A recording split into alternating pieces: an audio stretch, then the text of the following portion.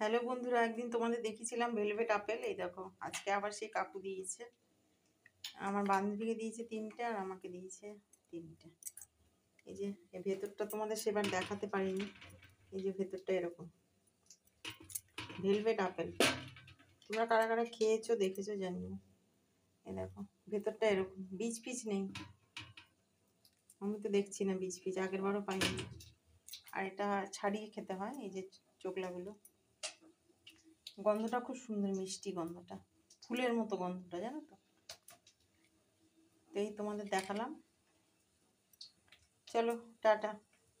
Hello বন্ধুরা, আজকে রাতে রান্না দেখো, বাটা মাছের ঝাল করেছি, ছেলেকে ভেজে দিচ্ছি। ও ঝোলটা খাবে, ভাজাটা খাবে। আর এটা আমাদের, আর কিছুটা রেখে দিলাম।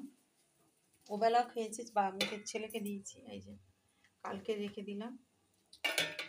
খুব ভালো পেয়েছি বাটা মাছটা। ছেলে অতটা পছন্দ করে না, তবু খেয়েছে। এই যে ঝোল করেছি একদম হালকা করে, পেঁয়াজ দিয়ে শুধু, কাঁচা লঙ্কা চিড়ে। আর এটা ভেজে দিচ্ছি ছেলেকে।